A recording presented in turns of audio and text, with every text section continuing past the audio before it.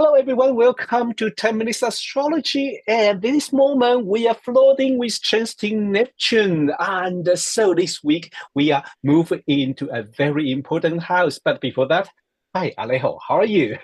Hi Rod, how are you? I'm very fine. How are you? I'm good. I'm good. So today, we have a quite a lot of things going to talk about, isn't it?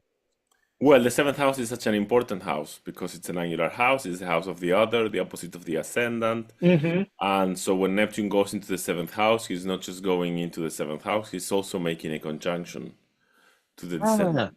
Yes. yes, I think as a ascendant is about, is about ourself and our image, how we're facing the world. Also, it is as a angular point that is usually bring a lot of achievement when Neptune go to another side and the Yeah. conjunct descendant.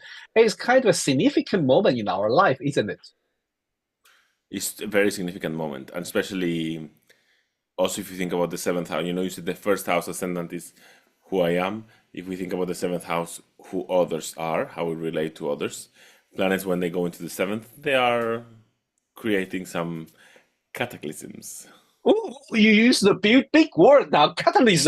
I was thinking about are they going to confuse us or give us a little bit, dream fantasy about my prince charming, princess charming, that kind of thing. But you give a big moment. Please give us a little bit more example.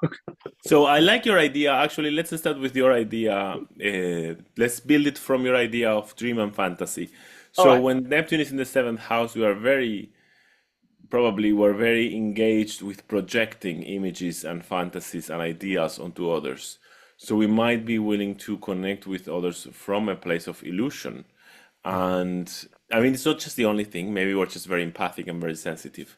But there could be this possibility of imagining stories and possibilities with the other person that are not fully real, that are out of this world, which is a very Neptunian world. So we get kind of super in love with someone we just met and we feel this is the soul, this is the soul of our lives. And I'm not saying that it's always not true. Mm. Maybe could happen, but I'm saying that there is a risk, and the risk of following these kind of huge illusions is that we might fall. The higher we jump, Mm-hmm. the, the, the, the higher the fall will be. And that's the cataclysm. So maybe we just could, because it could also be that it's not that we are meeting someone new. It could be that in a relationship we already have for years, we suddenly discover all of the illusions that we were projecting on this person, all of the fantasies, all of the expectations that we had, and that they are not, it's not always like it's their fault, like they are mean. Sometimes there Mm-hmm. can be deceit, sometimes it's people who have lied to us, but it's not always like that. Sometimes it was us who created these illusions and put them Mm. onto other people. And when Neptune comes into the seven, we realize this. So this might shake our sense of love and partnership and relationships and companionship, and we might become very distrustful, we might feel very deceived, we might feel abandoned, we might feel disappointed, and it can be quite harsh, I think. Yes. Yeah, yeah, that is really another meaning of a Neptune is lost.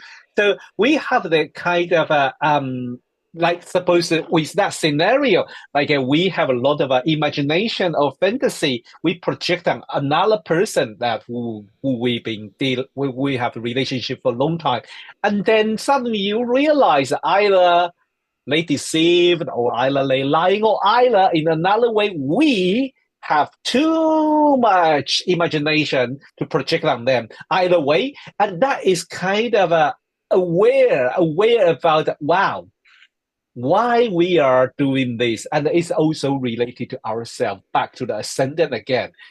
What we really want in this partnership, in this kind of relationship, and then kind of we can see the dream is like I like the another mythology. The creature is uh my I couldn't pronounce it correctly. It's a Syrian, right? Like a little mermaid. Yeah, They yeah. have a beautiful song, and you will have a lot of fantasy when you hear that song.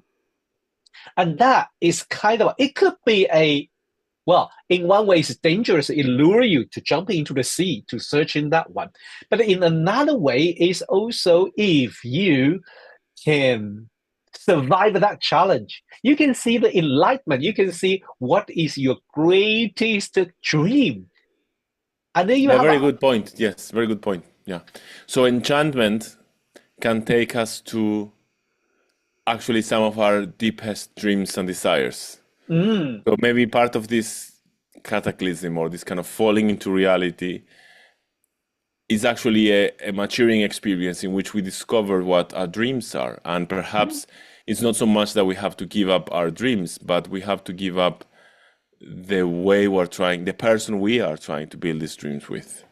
yeah, yeah, and in another way, it's like a go back to another assignment, or I don't want to use a big word, or another what do we can say? The possibility, the outcome of the relationship in the in the synastry or composite is like somehow those people we project the huge imagination or something somehow is guiding ourselves to learn that Yeah, of quality course. Yeah, yeah.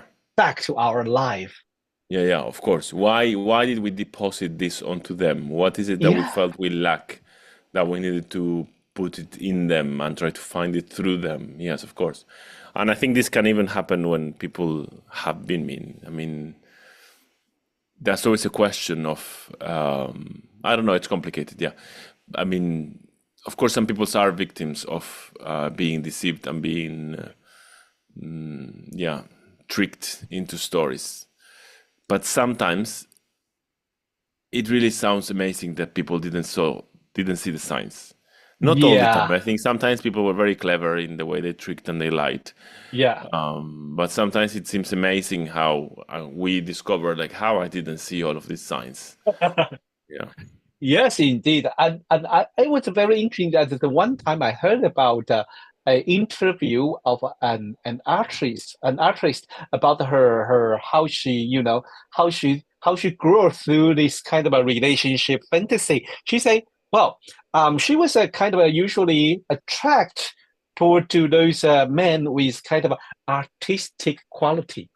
Mm. But Also she Neptune in couldn't the seventh. yeah, yeah, but she couldn't deal. What she couldn't deal with like disorganized Mm. and unrealistic. So she was kind of in the struggling between. She loved those character, but she has to deal, and she doesn't really enjoy to deal with those things. But people approach her because she's realistic. She can handling a lot of things, but she also drawn those kind of artistic character, and Mm. the result, the outcome, make her realize I don't need to date them. I just need to become them. Allowed herself to express her artistic quality during that time. And I think that could be the transit Neptune in seventh house moment, you know? Totally, and because that's interesting because you are shifting the focus.